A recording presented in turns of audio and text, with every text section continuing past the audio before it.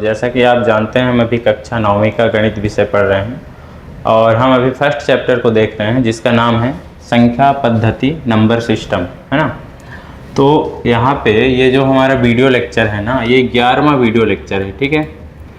इससे पहले के लेक्चरों में हमने क्या किया है, हमने देखा संख्याओं के बारे में, है ना।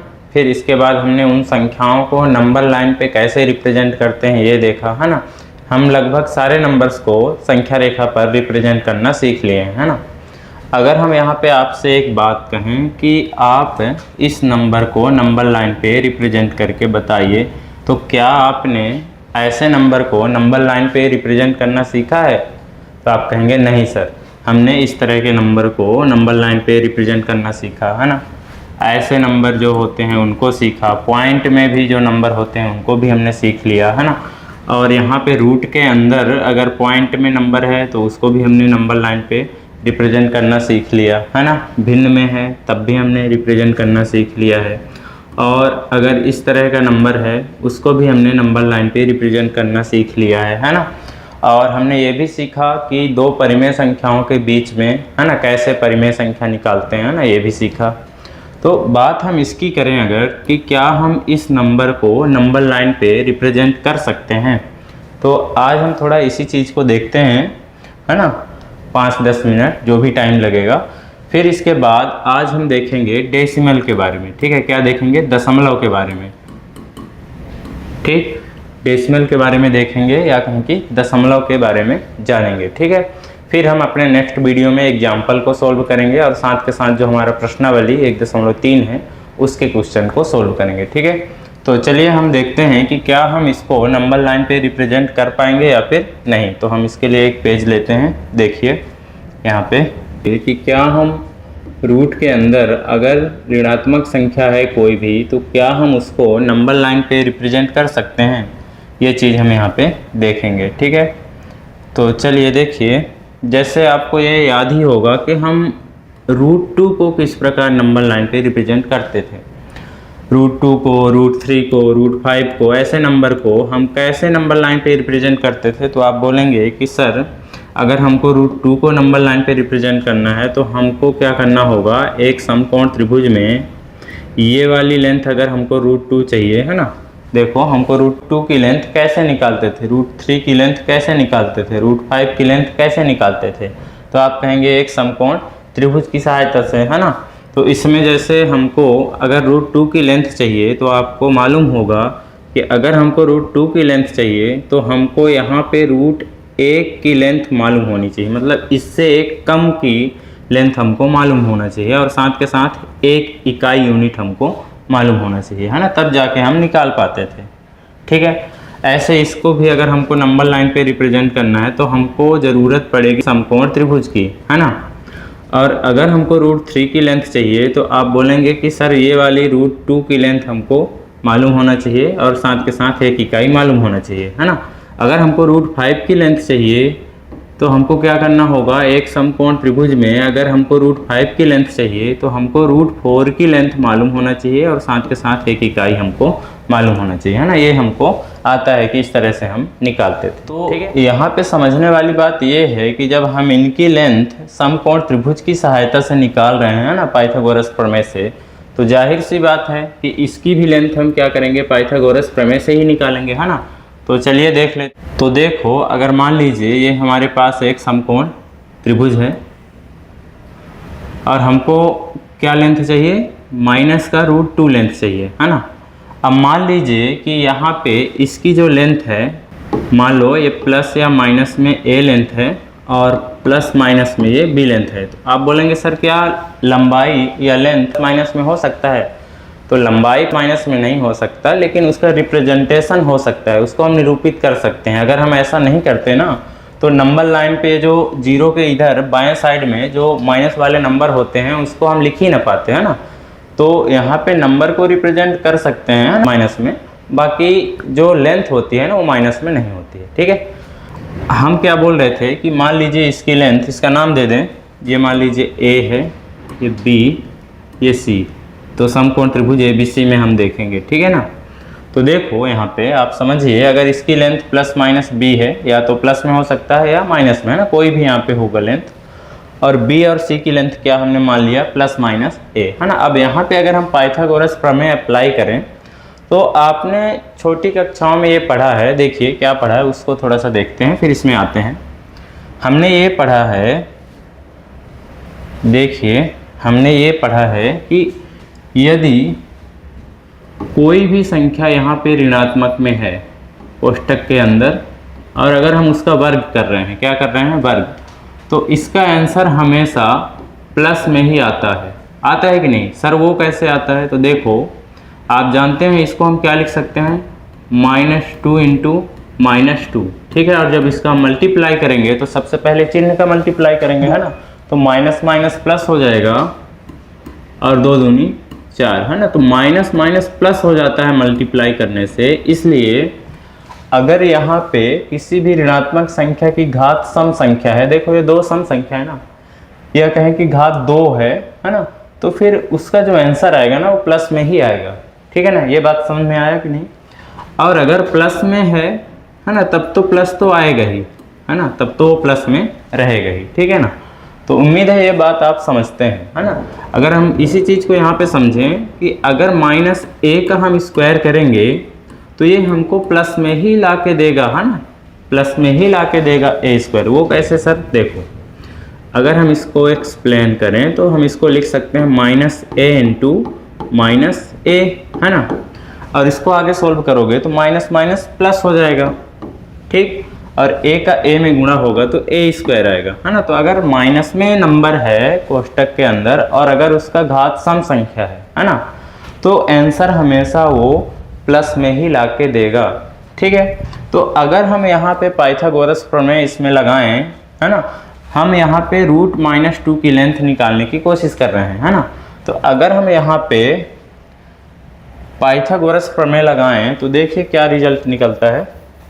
तो देखिए आप जानते हैं पाइथागोरस प्रमेय क्या होता है, तो आप बोलेंगे सर कर्ण का स्क्वायर बराबर लंब का स्क्वायर प्लस आधार का स्क्वायर होता है ना, ये होता है।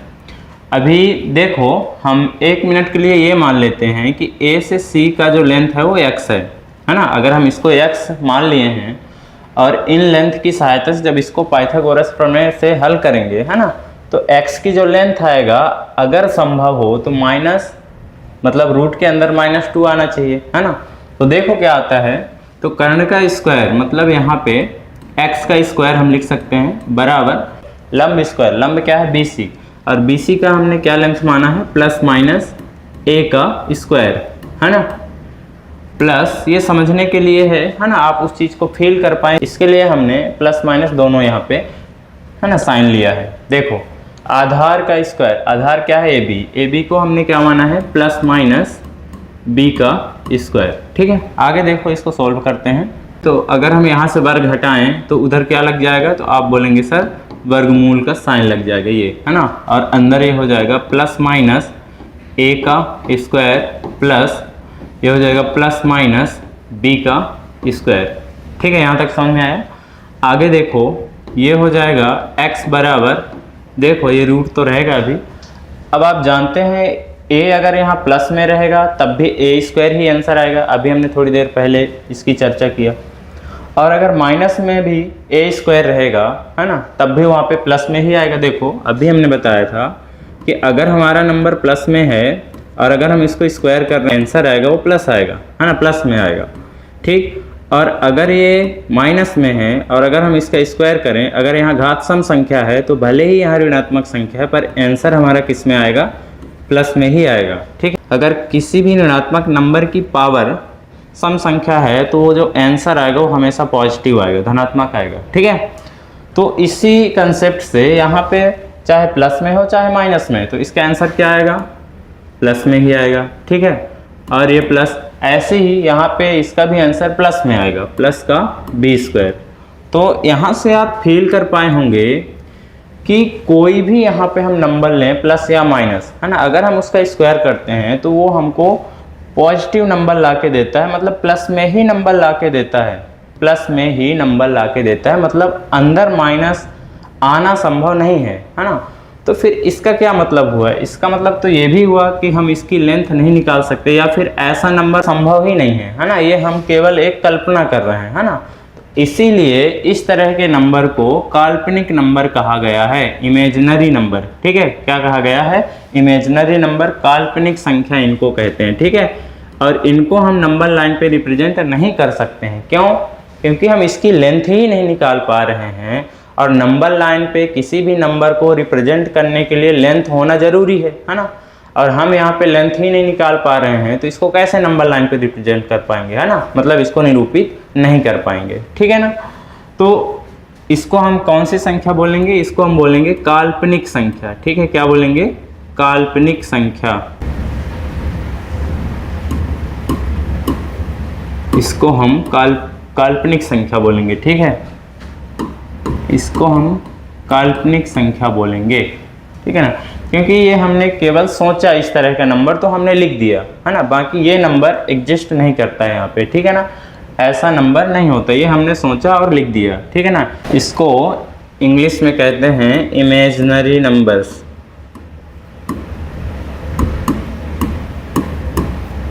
Imaginary numbers. ठीक है, हमने इसका इमेजिन किया और लिख दिया। ठीक है, इमेजिनरी नंबर। ठीक है, काल्पनिक संख्याएं। ठीक, उम्मीद है आप इस चीज़ को समझ पाए होंगे कि अगर रूट के अंदर माइनस वाले नंबर हैं, है ना, कोई भी नंबर है माइनस वाले नंबर, तो वो हमने सोचा और लिख दिया, है ना, इसको हम इमेजिनरी नंबर बोलते हैं या फिर काल्पनिक संख्या कहते हैं। हमने कल्पना किया और लिख दिया, है ना।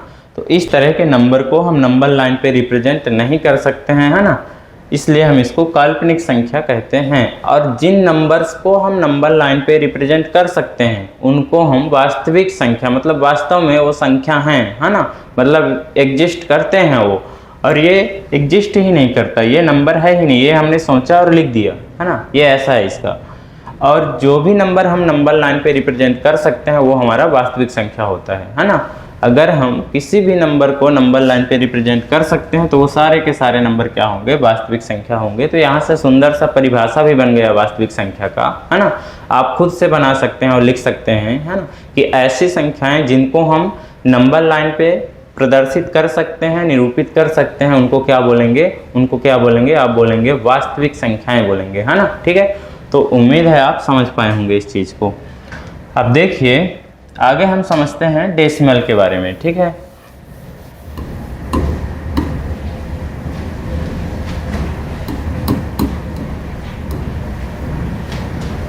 मतलब दशमलव। ठीक है,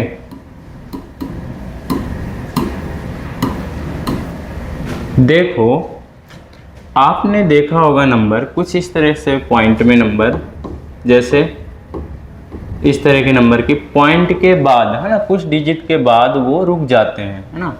ऐसे और नंबर का एग्जांपल आप ले सकते हो, है ना, है ना, कुछ डिजिट के बाद, मतलब पॉइंट के कुछ डिजिट के बाद, कुछ अंक के बाद नंबर रुक जाते हैं, है ना। ऐसे पॉइंट वाले नंबर आप देखे होंगे। दूसरा, आप इस तरह से नंबर देखे होंगे कि जैसे देखो आप इस प्रकार का नंबर देखे होंगे कि वो रुकता ही नहीं है ना, ये आता ही जाता है, 3 3 3, ऐसे पॉइंट वाले नंबर देखे होंगे आप।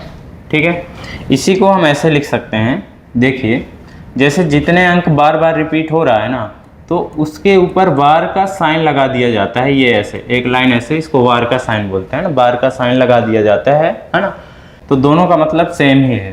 तो ऐसे नंबर आप देखे होंगे, है ना। जरूरी नहीं कि एक ही अंक रिपीट होगा, आपको ऐसे भी कहीं पे देखने को मिलेगा ना, 2 5 2 5 2 5, है ना, ऐसे करके एक पैटर्न आपको दिखेगा। ठीक है, अब इसमें भी अगर हम इसको बार लगाकर लिखें तो इसको हम कुछ इस तरीके से लिख सकते हैं कि 0.25 के ऊपर बार का चिन्ह लगाएंगे। देखो जितने अंक रिपीट होते हैं उतने अंक के ऊपर बार का साइन लगा रहेगा। ठीक है, अगर एक और हम एग्जांपल देखें इसी में, तो हो सकता है अगर आपको ऐसे देखने को मिले, देखो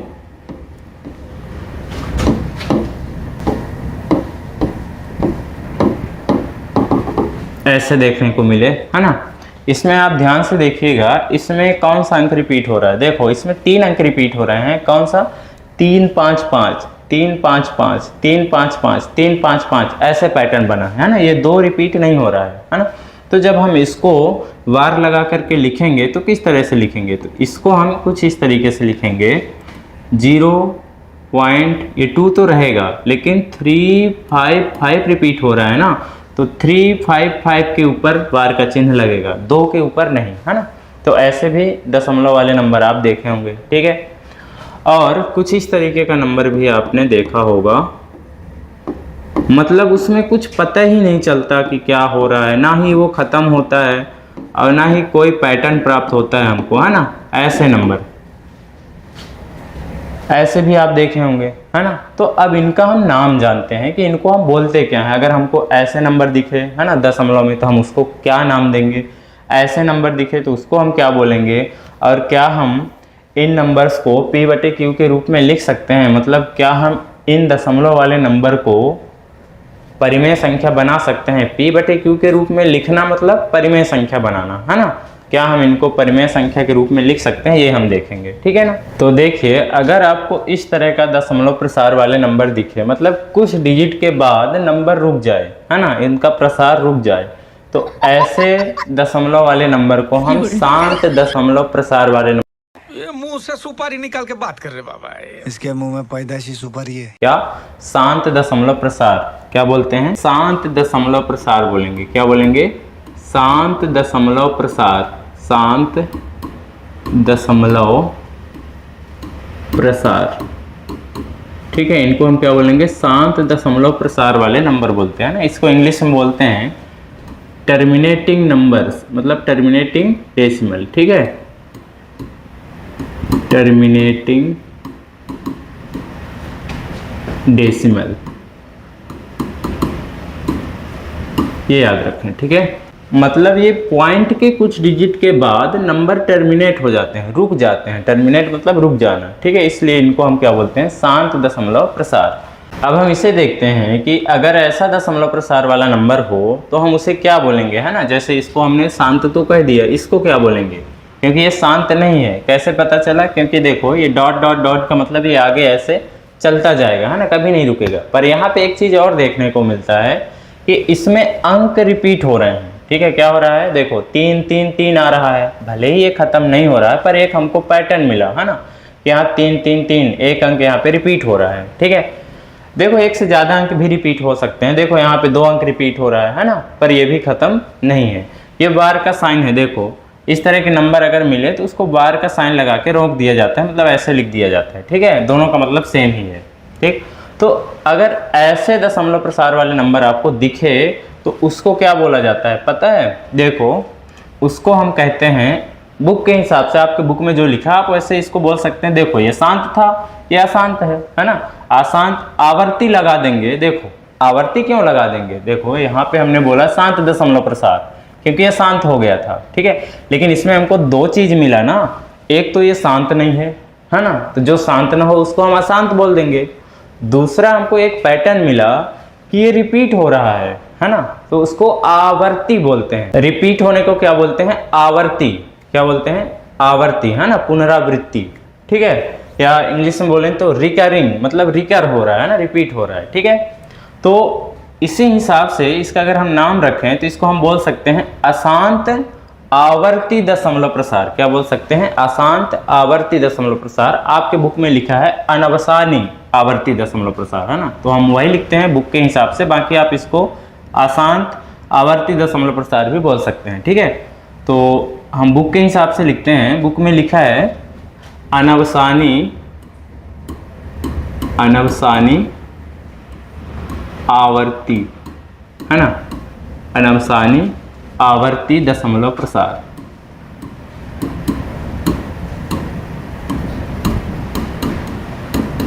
इसको इंग्लिश में हम बोलेंगे नॉन टर्मिनेटिंग, क्योंकि ये टर्मिनेट नहीं हो रहा है, मतलब रुक नहीं रहा है, तो हम बोलेंगे नॉन टर्मिनेटिंग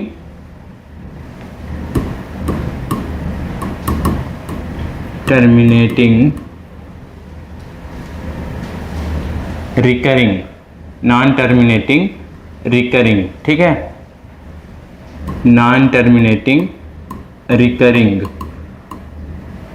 रिकरिंग क्या बोलेंगे, देखो रिकरिंग का मतलब रिपीट होना, है ना, मतलब कि नॉन टर्मिनेटिंग, मतलब ये रुक नहीं रहा है पर रिकर हो रहा है, मतलब रिपीट हो रहा है, ठीक है। तो इसको इंग्लिश में बोलेंगे नॉन टर्मिनेटिंग बट रिकरिंग होना था, पर आपके बुक में क्या लिखा है, नॉन टर्मिनेटिंग रिकरिंग, मतलब ऐसे भी लिखा जाता है, ठीक है ना।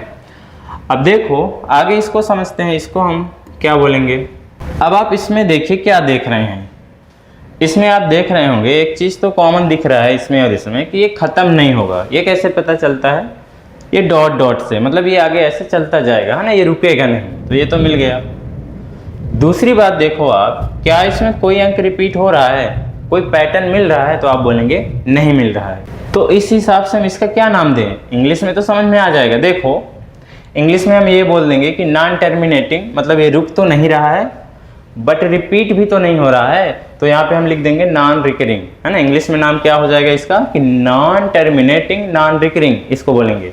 लेकिन अगर हिंदी में लिखने जाएं तो इसी को हम क्या बोलेंगे, ऐसे बोल देंगे कि अनवसानी, यहाँ आवर्ती था, इसमें हम बोल देंगे अनावर्ती, है ना, मतलब रिपीट नहीं होना। तो देखो ज़्यादा बकवास ना करते हुए लिख देते हैं। सही बात। तो देखिए इसका दशमलव प्रसार किस प्रकार का है, इसका हम क्या नाम देंगे, अनवसानी अनावर्ती, है ना। यहाँ आवर्ती था, आवर्ती मतलब रिपीट होना, अनावर्ती मतलब रिपीट नहीं होना, तो अनवसानी अनावर्ती, है ना, दशमलव प्रसार।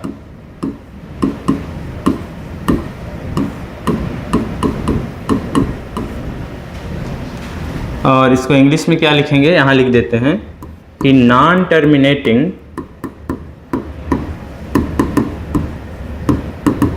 मतलब ये टर्मिनेट तो नहीं हो रहा है, रुक तो नहीं रहा है ना, लेकिन नॉन रिकरिंग भी है, नॉन रिकरिंग मतलब ये रिपीट भी तो नहीं हो रहा है ना, कोई पैटर्न ही नहीं बन रहा है इसमें, है ना। तो ये नॉन टर्मिनेटिंग और नॉन रिकरिंग है, ठीक है। तो इस तरह से आप इनका नाम दे सकते हैं, ठीक है, इनके गुण के हिसाब से, ठीक है ना। अब हम ये देखते हैं कि हम इसमें से किस प्रकार के दशमलव वाले नंबर को हम P/Q के रूप में लिख सकते हैं, मतलब इनमें से हम किसे P/Q के रूप में लिख सकते हैं और किसे नहीं लिख सकते, ठीक है। अब ये देखते हैं, ठीक, तो चलिए देखते हैं। तो हम यहाँ पे सबसे पहले देखते हैं कि शांत दशमलव प्रसार वाले नंबर को क्या हम P/Q के रूप में लिख सकते हैं। तो इसको लिखना बहुत आसान है, ठीक है। आपको क्या करना होगा, देखिए जैसे हम इसी नंबर को अगर P/Q के रूप में लिखना चाहें तो कुछ इस तरीके से लिखेंगे। देखो इसको लिखना आसान है, ठीक है। जैसे दशमलव के बाद जो नंबर हो, अगर इधर भी नंबर हो तो उसको भी लिखना है। जैसे इसको देखो, हम बात ये कर रहे हैं, जैसे मान लीजिए ऐसे भी तो नंबर हो सकते हैं ना, इस तरह का। तो अगर ऐसा हो और ऐसा, तो उसको कैसे करेंगे ये देखना। तो इस तरह का नंबर अगर है तो जो पूरा पूरा नंबर है ना, मतलब दशमलव के इधर अगर कोई नंबर नहीं है, जीरो है, तो फिर इधर वाले नंबर बस को लिख लेना है, ठीक है। फिर एक बटे ऐसे करना है, और इसके बाद इस दशमलव के लिए क्या करोगे आप, एक करोगे, और दशमलव के बाद जितने अंक हो उतने जीरो कर देना है एक के आगे, ठीक है। तो ये हो गया ना P/Q के रूप में। तो इस तरह से हमको लिखना है ना। इसको देखो, इसको हम क्या करेंगे, जैसे इसमें अब दशमलव इधर नंबर भी है ना, इसमें जीरो था इसलिए जीरो को नहीं लिखा हमने, यहाँ पे जीरो को लिखने का कोई सेंस भी नहीं है ना। तो यहाँ पे इसको लिखेंगे, ये हो जाएगा 3 6 4, है ना, पूरा नंबर लिखना है, दशमलव को ना लिखते हुए, ठीक है। फिर बटे करना है, और इस दशमलव के लिए क्या करेंगे, एक, और दशमलव के बाद जितने अंक उतने जीरो कर देना है ना। तो इसको P/Q के रूप में लिखना बहुत ही आसान है ना, आप ऐसे कर लेंगे। इसको देखिए, इसको आप कैसे करेंगे, जैसे अगर लिखा 0.3 तो इसको आप कैसे बदलेंगे, आप बोलेंगे सर हम 3 लिख देंगे, क्योंकि दशमलव के इधर नंबर तो है नहीं, है ना, जीरो लिखें या ना लिखें।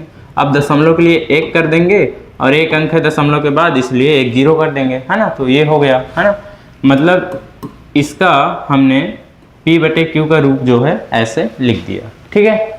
और देखिए इसको कैसे लिखेंगे, तो आप बोलेंगे सर हम इसको कुछ इस तरीके से लिख सकते हैं, जैसे देखिए इसे अगर हम P/Q के रूप में लिखना चाहें तो आप जानते हैं कि दशमलव इधर कोई डिजिट तो है नहीं, है ना, जीरो है। तो इसको छोड़ के जो नंबर है उनको लिख दीजिए, तो ये हो जाएगा 4 6 3 8 ऐसे लिख दीजिए। फिर बटे करिए, और दशमलव के लिए 1 लिखिए, और दशमलव के बाद जितने अंक है उतने, तो यहाँ पे 4 जीरो कर देना है। ठीक है, ऐसे करना है। तो बहुत ही आसान है शांत दशमलव प्रसार वाले नंबर को P/Q के रूप में लिखना, बहुत ही आसान है। ठीक है, उम्मीद है आपको समझ में आया होगा। आप कमेंट सेक्शन में क्या करिएगा, एक नंबर लिखिए और इसको आप P/Q के रूप में लिख के कमेंट करिएगा। ठीक है ना, तो इसे लिखिए और इसे आपको क्या करना है, P/Q के रूप में लिखना है ना। इस दशमलव प्रसार वाले नंबर को P/Q के रूप में आपको लिख के कमेंट करना है कमेंट सेक्शन में। ठीक है, आगे देखिए, यहाँ पे कुछ बेसिक चीज़ें आप समझिए पहले जो हम बताने वाले हैं, फिर इसके बाद हम देखते हैं कि अगर अशांत दशमलव प्रसार वाले नंबर है तो उसको हम कैसे P/Q के रूप में लिखेंगे, फिर हम इस पर आते हैं। ठीक है, अभी आप यहाँ पे कुछ चीज़ें हम बताएंगे, उसको समझिएगा। ठीक है, यहाँ पे हम कुछ चीज़ सीखते हैं, इसके बाद हम अशांत आवर्ती दशमलव प्रसार वाले नंबर को कैसे P/Q के रूप में लिखेंगे वो सीखेंगे। ठीक है, क्योंकि आपको वैसे जो हम बताने वाले हैं वो आता होगा, पर शायद भूल गया हो तो यहाँ पे आप रिवीजन कर लीजिए। चीज़ है, आप देखते जाइएगा। देखो, यहाँ पे हम ये सीखेंगे कि अगर हम किसी दशमलव वाले नंबर को, है ना, 10 से 100 से 1000 से, मतलब 1 हो और उसके आगे 0 हो, ऐसे वाले नंबर से अगर हम उसको गुणा कर रहे हैं किसी दशमलव वाले नंबर को, है ना, तो वहाँ से हमको क्या सीखने को मिलेगा ये ध्यान में रखना है। ठीक है, और वो हमेशा आपके मन में चलता रहना चाहिए। ठीक है, क्या बोला हमने, हम यहाँ पे क्या सीखेंगे कि अगर हम किसी दशमलव वाले नंबर को, है ना, 10, 100, 1000 या फिर लाख, ऐसे वाले नंबर, मतलब 1 हो और 0 हो, इस तरह के नंबर से जब हम उसको गुणा करेंगे तो क्या होता है ये समझना है। ठीक है, तो देखिए, गुणा भी और भाग भी देखेंगे। ठीक है, तो पहले गुणा देखते हैं। ठीक है, जैसे मान लीजिए ये हमारे पास एक नंबर है। ठीक है, और इसको हम 10 से गुणा कर रहे हैं। क्या कर रहे हैं, 10 से गुणा कर रहे हैं। तो देखो इसका आंसर क्या आएगा, तो ध्यान से सुनिएगा। जब दशमलव में कोई नंबर हो और जब आप उसको इस तरह के नंबर से गुणा करें तो जितने 0 रहता है ना, यहाँ पे जितने 0 रहेंगे ना, दशमलव उतने ही अंक आगे चला जाएगा। ठीक है, जैसे देखिए, अगर हम इसको 10 से गुणा करेंगे तो इसका आंसर आएगा 3, ये जो है, और ये दशमलव 1 अंक आगे जाएगा, यहाँ आ जाएगा। क्यों, क्योंकि इसमें 1 0 है। अगर यहाँ पे 2 0 होता तो ये दशमलव यहाँ आ जाता। ठीक है, तो उसको धीरे धीरे समझते हैं, पहले इसको देखिए। ठीक है, अगर यहाँ पे 1 ही 0 है तो दशमलव यहाँ आ जाएगा, मतलब इसका आंसर ये हो जाएगा। ठीक है, उम्मीद है यहाँ पे समझ में आया होगा। और एग्जाम्पल लेते हैं, है ना, हर वैरायटी का एग्जाम्पल लेंगे। ठीक है,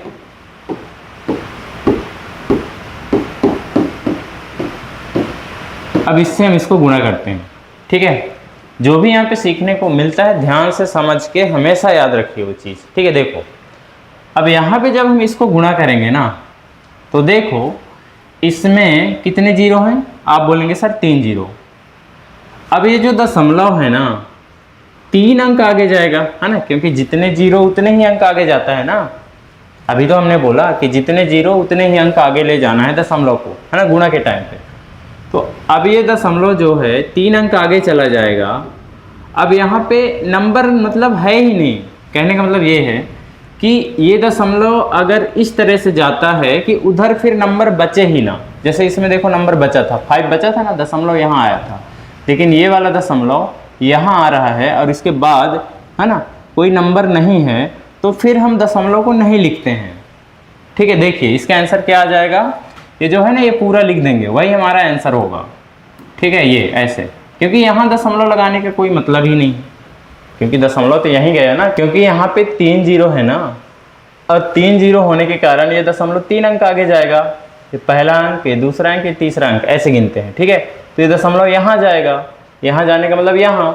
अब इधर इसके बाद नंबर नहीं है, तो अगर ऐसा स्थिति आता है कि बाद में नंबर हो ही ना, तो फिर दशमलव लगाने का कोई मतलब नहीं, मतलब दशमलव नहीं लगाना है। एक और एग्जांपल देखिए तो समझ जाएंगे आप। जैसे मान लीजिए हमारे पास इस तरह का नंबर हो, ठीक है, और इसको हम इससे गुणा करें। ठीक है, इसी तरह का एक एग्जांपल और है, फिर नेक्स्ट एग्जांपल लेंगे जो, तो कुछ और सीखने को मिलेगा, है ना। धीरे धीरे चीज़ों को सीखते हैं, और हर एक टाइप का जो भी यहाँ पे सीखो ध्यान में होना चाहिए, ये बेसिक चीज़ें हैं, ठीक है। तो देखो आप यहाँ पे देख रहे होंगे कि इसमें भी 3 जीरो है ना, मतलब इसको हम 3 जीरो वाले नंबर से गुणा कर रहे हैं और यहाँ दशमलव के बाद 3 ही अंक है, तो ये दशमलव यहाँ चला जाएगा, मतलब दशमलव नंबर के पार चला गया जितने भी नंबर थे। तो अगर ऐसा होता है तो फिर दशमलव नहीं लगाना है, इस चीज़ को ध्यान रखें, ठीक है, एकदम फिक्स हो, क्योंकि नेक्स्ट एग्जाम्पल में कुछ और सीखने को मिलेगा। मतलब ऐसा फिक्स हो कि अगर यहाँ 3 जीरो तो दशमलव के बाद 3 ही अंक हो, है ना, तब दशमलव नहीं लगाना है। जैसे यहाँ पे हम 4 जीरो वाले नंबर से गुणा करते हैं इसको, अगर इसमें दशमलव के बाद 4 डिजिट होता तो उसमें भी दशमलव खत्म हो जाता, ठीक है। उम्मीद है समझ में आया होगा। अब देखिए दूसरे टाइप का एग्जाम्पल, जैसे ये हमारे पास एक नंबर है, अगर हम इसको 10,000 से गुणा करें, क्या करें, 10,000 से गुणा करें, पहले हम इसको 1,000 से ही करते हैं, फिर 10,000 से बाद में करेंगे, यहाँ कुछ सीखने को मिलेगा उसके लिए है, ठीक है। तो अभी भी हम इसको अगर 1,000 से गुणा करें तो इसमें 1,000 में 3 जीरो होते हैं, मतलब यहाँ पे देखो ये दशमलव 3 अंक आगे जाएगा ना, क्योंकि जितने जीरो उतने ही अंक आगे जाता है दशमलव।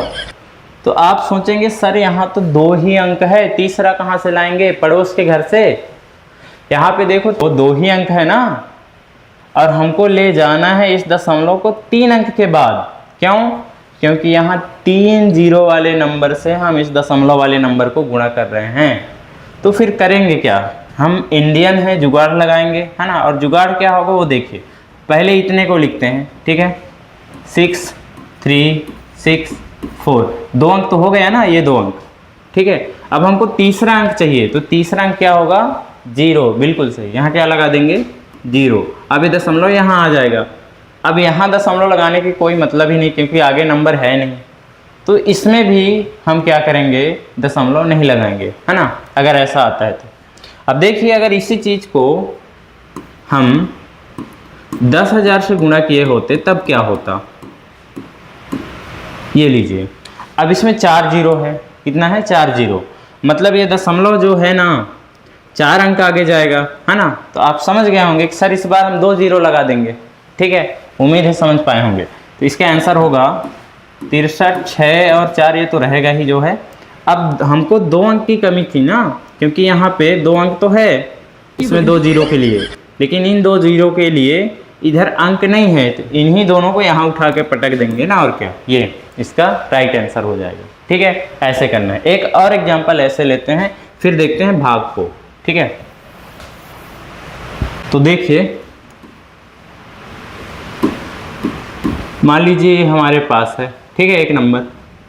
अब इसको हम गुणा कर रहे हैं इससे 1 लाख से। 1 लाख में पता है ना 5 जीरो होते हैं, ठीक है। तो चलिए देखिए, जब हम इसे सॉल्व करेंगे, इसका आंसर हमको चाहिए, तो क्या करेंगे, आप समझ गए हैं कि दशमलव वाले नंबर को ये 0 0 वाले नंबर से गुणा किया जा रहा है। तो यहाँ पे इसमें 5 जीरो हैं और यहाँ पे 1 ही अंक है, और ये दशमलव 5 अंक आगे जाएगा, है ना। मतलब कितने जीरो और हमको चाहिए, यहाँ से 4 जीरो, ठीक है, क्योंकि 1 अंक तो है ना। तो इसका आंसर हो जाएगा 6 3 और 4 जीरो, और 1 2 3 4, ठीक है, क्योंकि 1 जीरो के लिए 3 तो था, बाकी ये जो बच गए, जो बच जाते हैं उनको ऐसे लगा देना है, ठीक है। तो उम्मीद है अब आप कर लेंगे, ठीक है। एक और एग्जांपल देखते हैं, 0303, इसको हम करते हैं 100 से गुणा, ठीक है। तो अब देखिए इसका आंसर क्या होगा, अब आप समझ गए होंगे। देखो यहाँ इधर 0 है ना, तो 0 को लिखने की जरूरत नहीं है शुरुआत में, खाली ये पूरा नंबर लिख दो, है ना, जो कि है 303, ये तो लिख दिए। अब दशमलव कहाँ जाएगा, देखो इसमें कितने जीरो हैं, आप बोलेंगे सर 2 जीरो, तो मतलब ये दशमलव 2 अंक बाद जाएगा ना, मतलब यहाँ आएगा, 1 अंक ये 1 अंक ये छोड़ के, है ना, यहाँ आ जाएगा। ये इसका राइट आंसर है, ठीक। तो उम्मीद है जब दशमलव वाले नंबर को ऐसे नंबर से गुणा करेंगे तो उसका आंसर आसानी से ला पाएंगे, ठीक है। अब हम देखते हैं भाग, ठीक है। क्या करते हैं, भाग इसका उल्टा प्रोसेस है। कैसे? उल्टा प्रोसेस ये है कि जैसे दशमलव जो रहता था ना, गुणा में आगे की ओर जाता था, जितने जीरो उतने ही अंक। अब भाग में क्या करेंगे, उतने ही अंक पीछे की ओर जाएंगे, है ना। अब यहाँ देखो मजे की बात यह है कि गुणा में क्या होता था कि अगर यहाँ अंक खत्म हो जाता था ना तो दशमलव हम नहीं लगाते थे। जैसे एक एग्जांपल देखिए, हमने देखा था अभी इधर, देखिए हमने इस प्रीवियस पेज में देखा था, ये देखो ये वाला एग्जांपल को देखो, आप ध्यान से देखिए। इसमें क्या था कि जितने जीरो उतने ही अंक था दशमलव के बाद, तो यहाँ दशमलव खत्म हो गया था। और ये क्यों खत्म हो गया था, क्योंकि हम गुणा कर रहे थे। तो भाग में नहीं करना है ऐसे, भाग में दशमलव लगाना है, अभी देखेंगे है ना कैसे। ठीक है, भाग में जीरो लगाना है, इस चीज़ को याद रखिए। और दशमलव पीछे की ओर जाता है भाग में, है ना, आगे की ओर नहीं। गुणा में आगे की ओर और भाग में पीछे की ओर। तो चलिए देख लेते हैं, यहाँ डांस करने की टाइम नहीं है। ठीक है, देखो देख ही लेते हैं इस पेज में। देखो तो देखो, जैसे मान लीजिए यहाँ पे यही नंबर है और इसको हम 100 से भाग कर रहे हैं। ठीक है, क्या कर रहे हैं, 100 से अगर भाग कर रहे हैं तो देखिए क्या होगा। हमने अभी बोला कि गुणा में दशमलव आगे की ओर जाता है, जितने जीरो उतने ही अंक आगे, उतने ही डिजिट आगे। भाग में इसका उल्टा है, जितने जीरो ये दशमलव उतने ही अंक इधर आएगा। ठीक है, तो देखो देख रहे हैं कि नहीं, आप बोलेंगे सर देख रहे हैं। और हमने ये भी बोला कि अगर इधर नंबर नहीं बचता तो भाग में दशमलव लगाना है, गुणा में नहीं बचता था तो नहीं लगाते थे, पर इसमें लगाना है। कैसे लगाना है वो देखिए। अब यहाँ पे क्या है, 2 जीरो और दशमलव के बाद इधर ये एक ही जीरो है, मतलब 2 जीरो है तो 2 अंक इधर जाएगा, तो 1 अंक तो ये हो गया, 1 जीरो और आ जाएगा। ठीक है, देखो यहाँ पे करते हैं इस चीज़ को, आंसर लाते हैं। तो इसका आंसर होगा 2 जीरो ये आ गया, एक ये और एक अपने से ले लिए। ठीक है, और इधर जो नंबर है उसको पहले लिखो, फिर यहाँ पॉइंट लगाना है, पॉइंट को नहीं छोड़ना है भाग में। ठीक है, उम्मीद है समझ में आया होगा। आप यहाँ पे खुद से सुंदर दिखाने के लिए 1 जीरो और लगा सकते हैं। ठीक है, मेकअप कर दीजिए ऐसे। आगे देखिए और चीज़ों को समझते हैं। अगर हम इसको 10 से भाग करें, ये गुणा हमारे आदत में हो गया क्या, देखो अगर हम इसको 10 से भाग करें, ठीक है, तो आप समझ गए होंगे कि ये 0.1 अंक मतलब यहाँ पे आएगा। बिल्कुल सही, तो इसका राइट आंसर हो जाएगा कुछ इस तरीके का। ठीक है, तो उम्मीद है आप भाग भी अच्छे से समझ पाए होंगे। ठीक है ना। अब हम कुछ और चीज़ सीखते हैं कि दशमलव के साथ हम और क्या सीख सकते हैं जो हमको काम आएगा आगे। ठीक है, देखिए अगर कोई दशमलव में ऐसे नंबर लिखा है इस तरह से, तो हम इसको तोड़ के कैसे लिख सकते हैं, हम ये सीखेंगे यहाँ पे। ठीक है, आपको ये लिखना आना चाहिए। अगर ऐसा लिखा है तो इसको तोड़ के कैसे लिख सकते हैं ये देखना। ठीक है, देखो दशमलव के इधर वाला जो नंबर होता है ना वो पूर्णांक होता है, मतलब पूरा पूरा नंबर होता है। ठीक है, तो इसको अलग कर देंगे और इसको अलग कैसे देखना। इसको हम इस तरह से लिख सकते हैं, ये जो पूरा अंक है ना पूर्णांक, इसको ऐसे फिर प्लस लगा देंगे और इसको जो पॉइंट में नंबर इधर है उसको ऐसे लिखेंगे 0.05 ऐसे करके लिखेंगे। क्योंकि जब हम इसको ऐड करेंगे ना तो याद रखिएगा इकाई इकाई से जुड़ता है और इसमें इकाई ये नहीं है, इकाई ये है। ठीक है, दशमलव के इधर इकाई वाला नंबर शुरू होता है। ठीक है, आपको याद है कि नहीं, देखो आप इकाई दहाई पहचानते हैं कि नहीं, इस चीज़ को भी सीख लीजिए। देखिए अगर ऐसे नंबर है, ठीक है, तो आपसे कोई पूछे कि इसमें इकाई अंक क्या है तो आप बोलेंगे सर 6, गलत जवाब। देखो कैसे, आप ये वाले 6 को बोले हैं इसलिए गलत जवाब। आंसर सही है 6, पर ये वाला 6 नहीं, ये वाला 6 है इकाई, ये इकाई है। ठीक है, इस नंबर में ये है इकाई अंक, ये दहाई, ये सैकड़ा। तो याद रखें अगर कोई दशमलव वाला नंबर है तो यहाँ से इकाई दहाई शुरू होता है ऐसे। ठीक है, यहाँ से नहीं, इस चीज़ को याद रखें। ठीक है, तो चलिए आगे देखते हैं और कोई नंबर ले लेते हैं। जैसे मान लीजिए इस तरह का नंबर है ऐसे, इसको हम कैसे लिख सकते हैं, आप बोलेंगे इसे हम लिख सकते हैं 6 + 0.5। ठीक है, उम्मीद है समझ में आया होगा। और थोड़ा सा इसको एडवांस करते हैं। देखिए मान लीजिए अगर ऐसे नंबर है तो इसको हम कैसे लिखेंगे, तो आप बोलेंगे सर 6 + 0.35 ऐसे लिख देंगे, ठीक है। हाँ ठीक है। अब देखो इसके साथ आगे हम और क्या कर सकते हैं वो समझिएगा, ठीक है। अभी थोड़ी देर पहले हमने शांत दशमलव प्रसार वाले नंबर को क्या किया था, P/Q के रूप में लिखा था। तो उसी की सहायता लेकर यहाँ पे इसको हम ऐसे लिख सकते हैं, देखो इसको हम लिख सकते हैं 6 प्लस, इसको क्या लिख सकते हो, इस चीज़ को आप क्या लिख सकते हो, आप बोलेंगे सर ऐसे हम इसको लिख सकते हैं, ये दशमलव के लिए 1 और 2 0, ऐसे ही तो हम दशमलव वाले नंबर को P/Q के रूप में लिखते थे ना, शांत दशमलव वाले नंबर को, ठीक है। तो ऐसे हम यहाँ पे इसको लिख देंगे 35/100 ऐसे लिख सकते हैं, ठीक है। और इसको हम सही बटे के रूप में भी लिख सकते हैं, ठीक है, और सॉल्व करके। पर अभी इतना ही आप समझिए। तो उम्मीद है ये चीज़ें आपको समझ में आया होगा, ठीक है। अब हम क्या करते हैं, हम ये देखते हैं कि किसी भी अशांत आवर्ती दशमलव प्रसार वाले नंबर को कैसे P/Q के रूप में लिखते हैं, इस चीज़ को आप देखते हैं। एक ही एग्जाम्पल देखेंगे, बाकी के एग्जाम्पल हम नेक्स्ट वीडियो में करेंगे, है ना। और अपने जो प्रश्नावली 1.3 से पहले एग्जाम्पल है ना, उनको लेकर समझेंगे, तो हमारा एग्जाम्पल भी सॉल्व हो जाएगा, है ना, और समझ में भी आ जाएगा। तो एक एग्जाम्पल देख लेते हैं। अगर आपको समझ में आ जाता है तो उसी से रिलेटेड जो और एग्जाम्पल है बुक में, उसको आप सॉल्व करिएगा ना, प्रश्नावली में भी है, तो वहाँ से भी उठाकर आप उससे सॉल्व कर सकते हैं, ठीक है। तो देखिए हम एक नंबर लेते हैं, मान लीजिए हमारे पास एक नंबर है 0.3333 ऐसे, ठीक है। ये हमारे पास एक नंबर है, हम इसको ऐसे भी लिख सकते हैं, बार लगा के, है ना, 0.3 के ऊपर बार का साइन लगा देंगे ऐसे, है ना। ये चीज़ अभी हमने थोड़ी देर पहले आपको बताया था, ठीक है। तो इस चीज़ को ऐसे लिख सकते हैं। अब यहाँ पे हमको इसको करना क्या है, P/Q के रूप में लिखना है। तो इसका कुछ स्टेप होता है, जैसे अभी हमने परिमेय मतलब शांत दशमलव प्रसार वाले को देखा तो बहुत आसान था, इसको बदलना आसान है। अगर शांत दशमलव प्रसार वाला यहाँ पे नंबर है तो उसको P/Q के रूप में लिखना आसान है, लेकिन इसके कुछ स्टेप हैं, है ना, उसी स्टेप को आपको समझना है। तो ध्यान दीजिएगा यहाँ पे, ठीक है, इधर उधर नहीं करिएगा।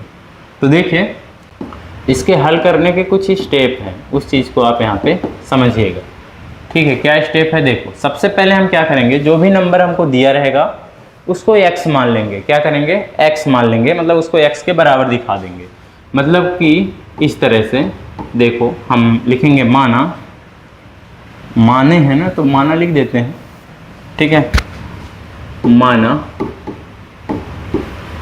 कि ये x के बराबर है 0.3333 ऐसे, ये x के बराबर है।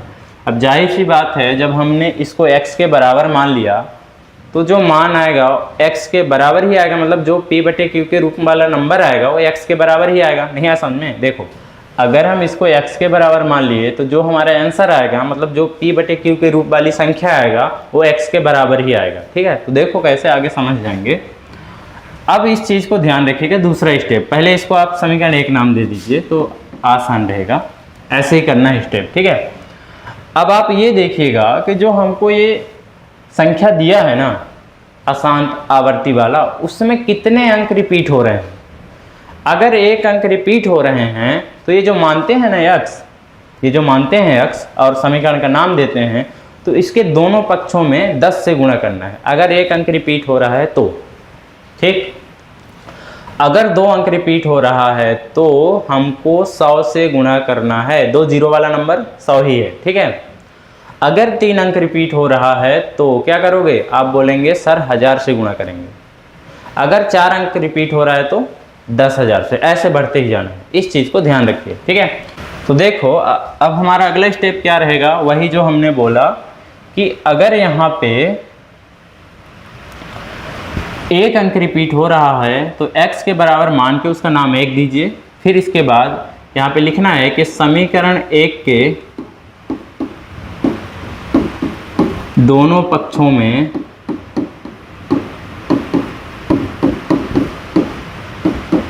10 से गुणा करने पर, 10 से गुणा करने पर, ये जो इतना लंबा लाइन लिखा है ना, इसके जगह पे आप ऐसे भी कर सकते थे केवल कि समीकरण 1 गुणे समीकरण 1 गुणे 10 ऐसे करके दिखा सकते थे, अपना काम आगे कर सकते थे, ठीक है। पर हमने किया क्या है, हिंदी में लिख दिया ताकि आप समझ पाएँ, ठीक है। बाद में ऐसे ही करेंगे, ठीक है ना। अब ये मत पूछना कि सर 10 से ही क्यों किए हैं। अरे भाई अभी तो बताया कि एक अंक रिपीट हो रहा है ना यहाँ पे 3 3 3, इसलिए 10 से। 2 अंक होते तो 100 से, ठीक है ना। अरे दोनों पक्ष का मतलब देखो, अगर कोई समीकरण है ना तो बराबर उस साइड को एक पक्ष बोला जाता है, इस साइड को एक पक्ष, है ना। उम्मीद इतना तो समझते हो यार, ठीक है। आगे देखो यहाँ पे तो 10 से गुणा कर देते हैं, तो इधर हो जाएगा ये 10 गुणे x बराबर, इसमें भी 10 से गुणा कर दीजिए तो 10 गुणे 0.3333 ऐसे आता जाएगा, ठीक है। आगे देखो अगला स्टेप, देखिए जब हम इसमें 10 से गुणा करेंगे तो ये हो जाएगा 10x बराबर। अब यहाँ पे देखिए, अभी हमने आपको सिखाया था कि अगर किसी दशमलव वाले नंबर को हम 10, 100, 1000 ऐसे वाले नंबर से गुणा करते हैं तो जो हमारा दशमलव होता है वो एक अंक आगे शिफ्ट हो जाता है। एक अंक कब आगे शिफ्ट होगा, अगर हम उसको 10 से गुणा कर रहे हैं, अगर एक 0 वाले नंबर से गुणा कर रहे हैं तो। अगर 100 से गुणा करते तो कितने अंक आगे जाता, दशमलव, 2 अंक, ठीक है। यहाँ पे देखो इस दशमलव वाले नंबर को हम क्या कर रहे हैं, 10 से गुणा कर रहे हैं, तो आप समझ गए होंगे कि ये जो दशमलव है ये यहाँ आ जाएगा, एक अंक आगे शिफ्ट हो जाएगा कि नहीं। तो आप कहेंगे हो जाएगा, क्यों, क्योंकि इसमें एक 0 है तो एक अंक आगे जाएगा। तो इसको जब हम गुणा करेंगे तो ये हो जाएगा 3 दशमलव, देखो ये दशमलव यहाँ चला गया है ना, 3 3 3 3। अब आप बोलेंगे कि सर जब ये दशमलव आगे चला गया, यहाँ पे 4 3 था तो यहाँ पे अभी भी 4 3 क्यों लिखे हैं, एक तो इधर आ गया ना, यही सोच रहे हैं क्या। तो देखिए ये डॉट डॉट डॉट का मतलब ये कभी ख़त्म नहीं होगा, डॉट डॉट डॉट का मतलब ये कभी ख़त्म नहीं होगा। अनंत में से आप कुछ भी निकाल लीजिए, अनंत ही बचेगा, है ना। अगर आपके पास इनफाइनाइट रुपीज़ है तो इसमें से आप 10 रुपये निकालेंगे तब भी इनफाइनाइट ही बचेगा, ठीक है। तो इस चीज़ को ध्यान रखें, ज़्यादा सोचने की ज़रूरत नहीं है, बस इस कंसेप्ट को याद रखें, ठीक है। अब देखो हमने ये भी सीखा था कि हम किसी भी नंबर को 2 टुकड़ों में, जैसे दशमलव वाला नंबर है तो 2 टुकड़ों में कैसे लिखेंगे, ये पूरा पूरा पहले फिर प्लस, है ना। अब यहाँ पे लिखेंगे 0.3, यही ना बच्चा, इसको ऐसे लिखेंगे। तो ठीक उसी तरीके से इसको अब हम तोड़ेंगे, और ऐसा इसलिए किया जाता है। देखो अब आपके मन में ये भी सवाल उठना चाहिए कि सर यहाँ पे गुणा क्यों करते हैं 10 से। तो गुणा इसलिए करते हैं ताकि देखो ये जो स्टेप बनेगा ना यहाँ पे, इस स्टेप में इसके जैसे नंबर बन जाना चाहिए, है ना। हमको बनाना ही है इस स्टेप में इसके जैसे, ताकि हम उसके जगह पे x लिख सकें। आप देखते जाइएगा, ठीक है। और जब एग्जाम्पल लेंगे ना तो बहुत ही अच्छे से आप समझ पाएंगे, ठीक है। देखो ये हो जाएगा 10x बराबर, इसको हम तोड़ के लिखेंगे, क्या करेंगे, तोड़ के। तो तोड़ के कैसे लिख सकते हैं, तो इसको हम लिखेंगे 3, ये जो पूरा पूरा है, प्लस यहाँ हो जाएगा 0.3333 ऐसे डॉट डॉट डॉट, ऐसे लिख सकते हैं कि नहीं। आप बोलेंगे सर लिख सकते हैं, ठीक है। अब यहाँ पे हमने ऐसा क्यों किया, देखो आपको भी ऐसा ही करना है। यहाँ पे ये जो लिखा है ना वही चीज़ यहाँ पे लिखा है, मतलब, और ये x के बराबर है, मतलब हम यहाँ पे x लिख सकते हैं अब, है ना। तो यही बनाने के चक्कर में ऐसा लिखना ही है आपको, ठीक है। आगे ये हो जाएगा 10x बराबर 3 प्लस, इसको क्या लिख सकते हो, पूरे को x लिख सकते हो, है ना, क्योंकि इसके बराबर ही तो यहाँ पे x है ना। इसी के चक्कर में तो हमने यहाँ पे इसको तोड़ा, ठीक है ना। तो किसी के चक्कर में किसी को तोड़ना पड़ता है ना। देखो आगे ये कहाँ से आया x, यहाँ पे आप बगल में बता दीजिएगा कि समीकरण 1 से। आगे देखो, अब देखो आगे क्या करेंगे, हमारा अगला स्टेप क्या होगा, इसको थोड़ा ऊपर करते हैं। तो देखिए ये हो जाएगा 10x, ये x जो है प्लस में इधर आएगा तो माइनस हो जाएगा, बराबर 3। और जब इसको आगे सॉल्व करेंगे तो ये हो जाएगा, देखो 10x में एक x घटेगा, कितना बचेगा, आप बोलेंगे सर 9x बराबर, यहाँ पे जो 3 है तो 3, अब यहाँ पे x को यहीं रहने दीजिए, 9 को उधर ले जाइए, ठीक है। तो x बराबर हो जाएगा 3/9, और इसको जब आप थोड़ा और सॉल्व करेंगे तो ये हो जाएगा 3 एकम 3 और 3 दिकाई 9, है ना। तो यहाँ से हो जाएगा x बराबर 1/3, ये आपका आंसर है। देखो x के बराबर हमने इसको माना था ना, इसीलिए हमने बोला भी था कि x में ही आंसर आएगा हमारा, है ना। अब x में बोलो या इसको बोलो, दोनों का मतलब सेम है, क्योंकि इसी को तो x माना था, है ना। तो हमने यहाँ पे क्या किया, इस अशांत आवर्ती दशमलव प्रसार वाले नंबर को p/q के रूप में लिख दिया, है ना। अतः हम यहाँ पे लिखेंगे अतः में कि अतः 0.3 के ऊपर बार लगा के बराबर, ये किसके बराबर है, 1/3 के बराबर है ना। ये हमारा आंसर है, ठीक है।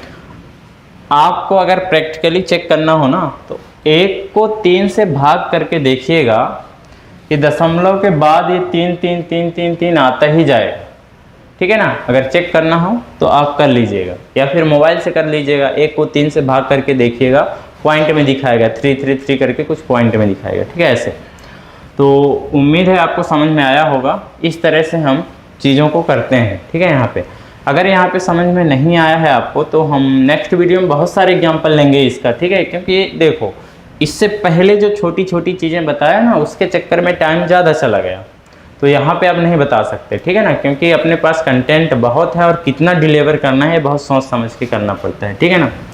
तो ठीक है, इसको आप देखिएगा, नहीं तो हम नेक्स्ट जो वीडियो हमारा होगा, है ना, उसमें तो बहुत सारे एग्जाम्पल ऐसे लेंगे और हमारे बुक का जो एग्जाम्पल है उसको सॉल्व करेंगे, जो प्रश्नावली के सवाल है उसको सॉल्व करेंगे, ठीक है। तो आप चैनल से जुड़े रहेंगे तभी तो सर इसके लिए क्या करना होगा, आप चैनल को सब्सक्राइब कर लीजिए। जैसे यहाँ से हम वीडियो अपलोड करेंगे तो आपके पास तुरंत नोटिफिकेशन पहुँच जाएगा, है ना। तो आप देख लीजिएगा, ठीक। तो आप कर लीजिए, सब्सक्राइब कर लीजिए, ठीक है। तो आपको ये वीडियो कैसा लगा, आप वीडियो के कमेंट सेक्शन में ज़रूर बताएं, और वीडियो देखने के लिए थैंक्स।